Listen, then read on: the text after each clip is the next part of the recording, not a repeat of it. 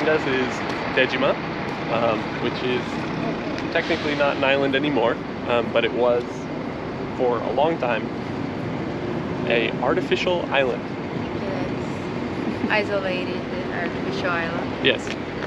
So I believe they started work on Dejima in the early 1600s as a way to keep the trade going between Japan and Western countries while maintaining the isolated policies of the Tokugawa shogunate.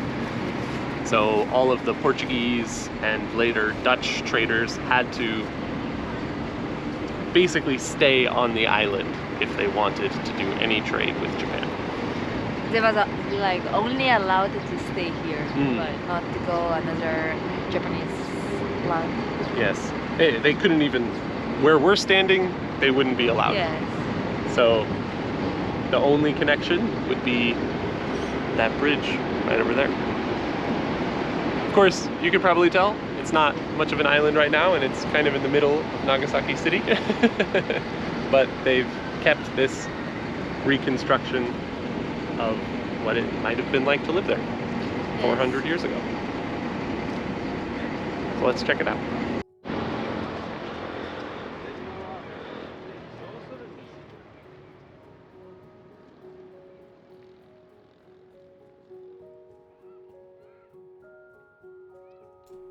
The Portuguese were the first Europeans to arrive in Japan, but after just a few decades, rules were created to limit their trade and travel in the country, mostly to prevent the spread of Christianity.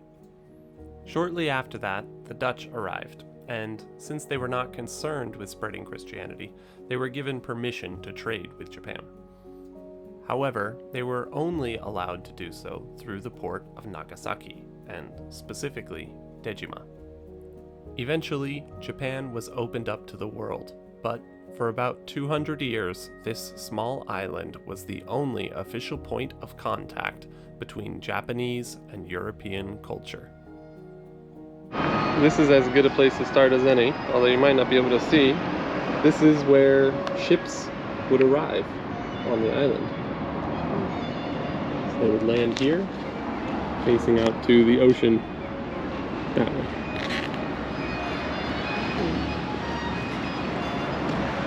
Look at this combination of like Dutch and Edo architecture. I think that's really cool.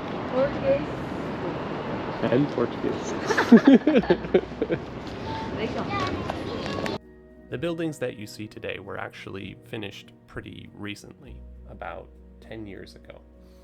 But they are pretty accurate reconstructions.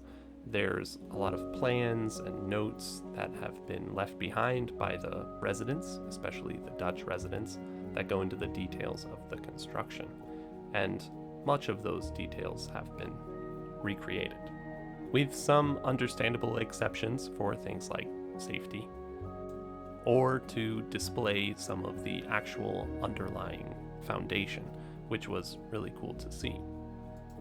The island of Dejima was made by cutting a channel of water across a small peninsula in Nagasaki Bay. It was then reinforced with stone and coral with layers of soil brought over from nearby areas.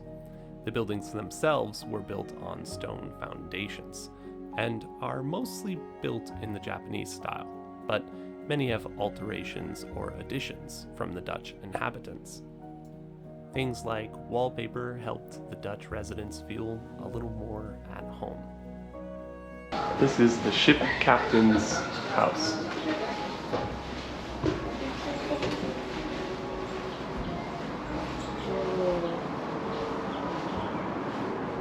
It's like Make's.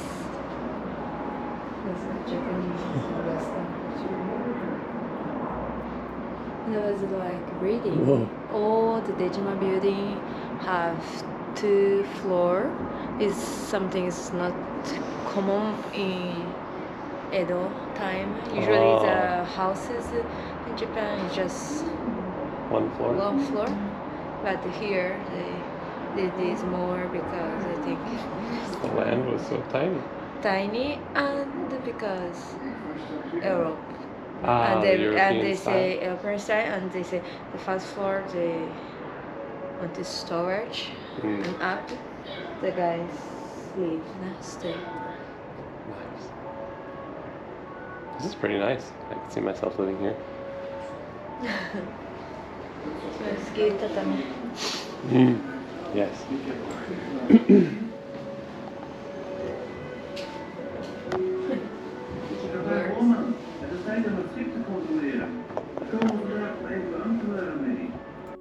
Even some of the construction techniques were shown off, although we're not really sure how much of the buildings were built in this traditional style, and I'm sure there was a lot of concrete and steel reinforcement. As I mentioned earlier, a lot of this information comes from journals and documents written by the Dutch residents, but one of those residents even made a little miniature version of Dejima, and we used that model to make new models and then the reconstructions themselves. This is some parts of the model that the original ship captain made, and then a model of the model.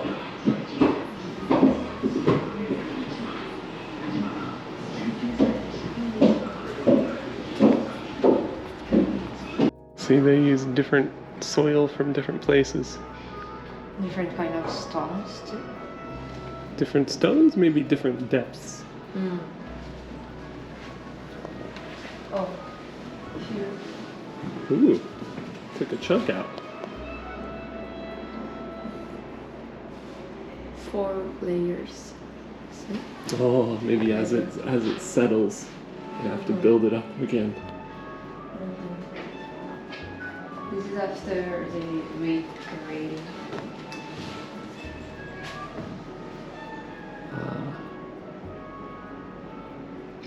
Reconstruct. They fill up more. They This is before restoration. added some more stones here and there. And look at the miniature. I feel sometimes it shake a lot here. Easy. Nice resin work. I like that. Got some nice ripples on the waves. Ooh, the water. Yeah. Look like your miniatures. Oh, this looks much better than my miniatures. Much bigger. Yes. It's nice work. I like it. Now, the buildings themselves are really interesting, but it's impossible to talk about Dejima without talking about its main role, which was trade. A lot of things first arrived in Japan through this small island, and this is where Europeans first learned about many things from Japan.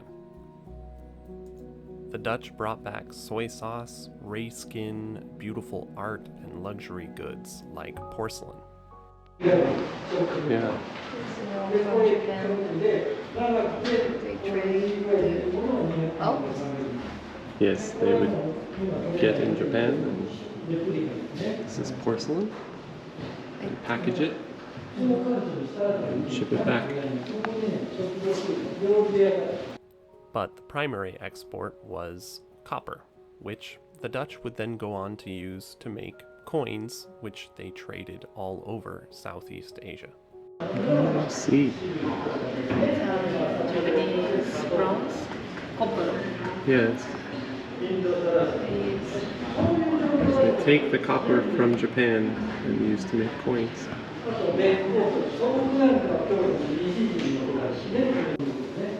And I think these must be some of the things they were trading to Japan. Mirror? Magnifying glass? Wow. That's a star chart. This is a star. Wow. And this is good.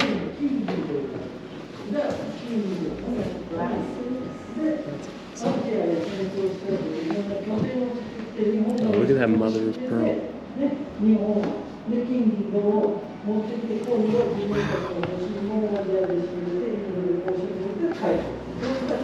This is beautiful. Yeah. Many of the items brought to Japan were luxury goods, chosen to impress the people there, including whole live animals like elephants and orangutan and camel. Or strange new foods like pineapple and tomato. And, of course, sugar.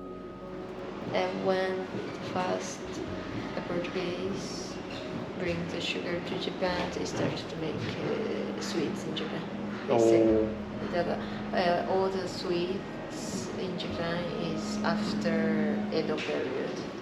Except kind for of like the traditional red bean. mochi things, yes. One that they have to add sugar. Traditional Japanese sweet is after they could bring sugar to Japan. This led to what is sometimes called the Nagasaki Kaido, or Sugar Road, where sugar traveled from as far away as Brazil to the port of Nagasaki and through Dejima all the way up to the rest of Japan. They brought with them all different types of sugar from all around the world and how to process and use it. But since for many of the Japanese chefs this was their first time ever really using sugar, they didn't have the same preconceptions about how it was supposed to be used. They didn't know how to make some sweets. They didn't know how to make sweets, so they just made it shaped like a fish. That's amazing. After they come the ryokan or the konpeto and the famous castella from Portuguese bring the sugar and make cake. However, arguably the most important thing that was brought over on those Dutch ships were books and technology.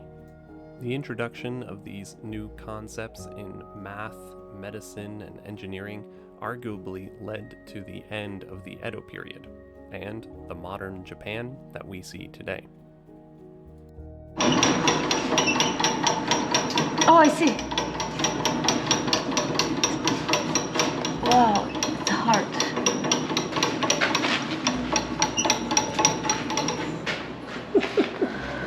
Success. It's a 6-shooter. Belgian gambit. The Western clockwork, and trying to adapt it to a Japanese style calendar. Oh, I hear about that. Which the Japanese style calendar is very, very different system.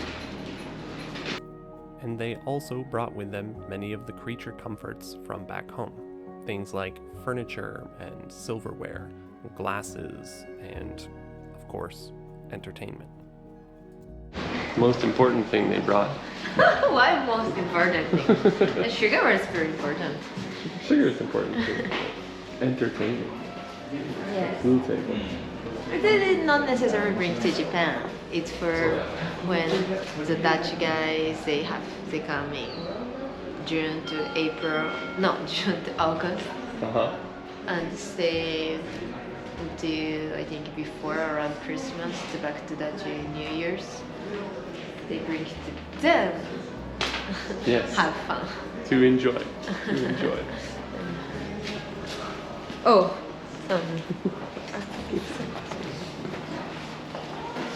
No? Mostly them playing. The mixture of Japanese and European items and culture must have been a really strange and exciting experience, and it was very cool to see. And here's the Dutch party at the winter solstice.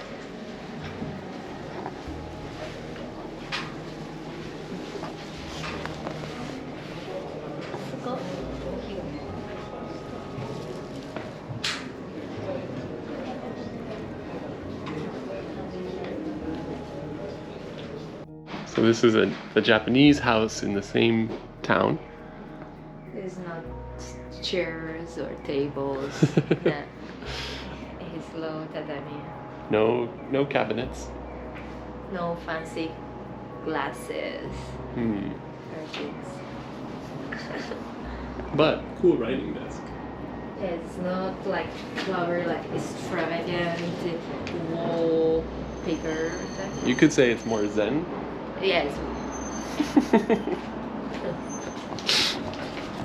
And now, from this side of the site, these buildings are more about Meiji style, which is after the rules were lifted for restrictions.